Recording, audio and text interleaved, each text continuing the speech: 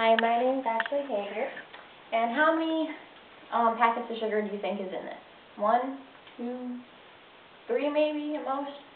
Try 10. According to MarshallBrain.com, there is 40 grams of sugar in one 12-ounce can of pop on average. Which, if you think about it, that's a lot. You might as well just be drinking pure sugar. What would be the difference?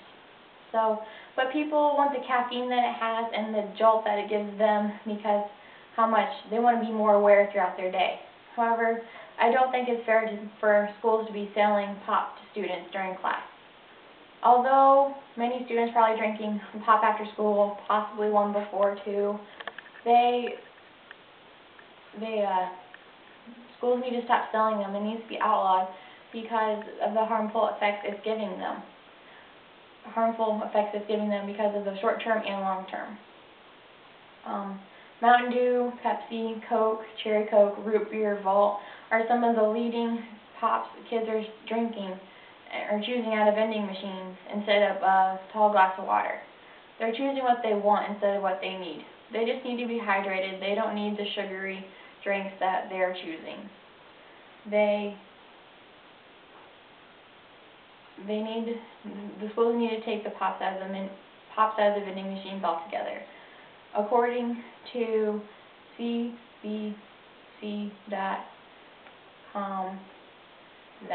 they're already taking whole milk out of the school cafeterias because of the high calorie content, which is good, but they still need to get the pops out. So some schools are teaming up with the William J. Clinton Foundation and taking out pops of the schools, which I think is an awesome idea, and they are making sure that at least 35 million students aren't getting those pops during school hours.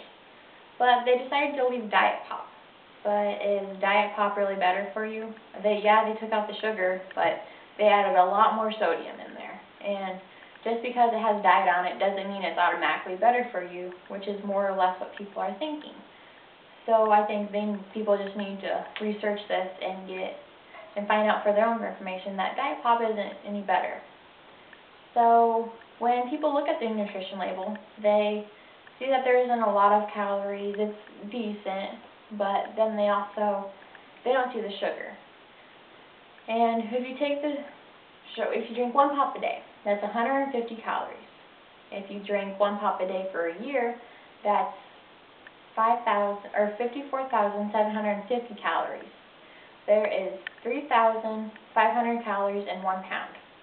So if you take 54,750 divided by 350 or 3,500, you'll have almost 16 pounds a year that you gain from drinking one pop every day. And that's drinking light for some people. Some people drink 2 or 3 pops a day. But according to ChildHealthHospital.net, that's why so many children are obese. 16% of children that are ages through 16 through 19 are obese. That number has tripled, 3 times tripled, since 1980. That's not that many years. So if from 1999 to 2002, the rate was 16% as well, for ages 16 through 19 for being obese. But you want to make sure you add the extra 15% that is at the risk of being obese. And if they don't learn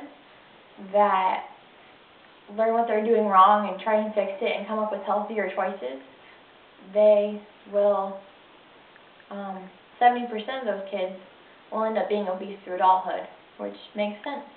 They can't learn how to fix the problem, and schools aren't willing to help them and give them a healthier choice, then they will end up being obese. So 13,000 people, and that's a lot of people.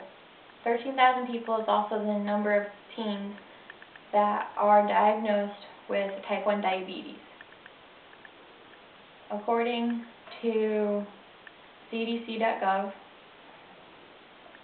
type 2 diabetes, which is normally found in 40-year-olds or older, is now being increasingly found in childs. Teenagers.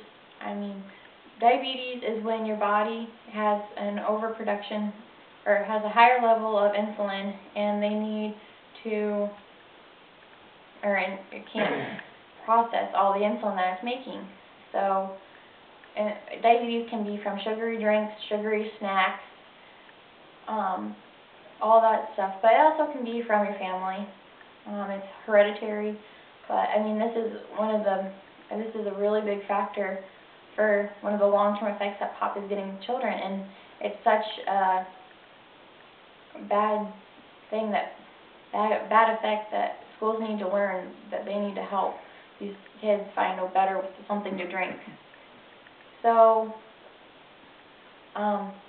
schools, they could take the cost out easily, but they're greedy. They want to they want the financial incentive that it's giving them, because financial incentive that it's giving them because they want the money.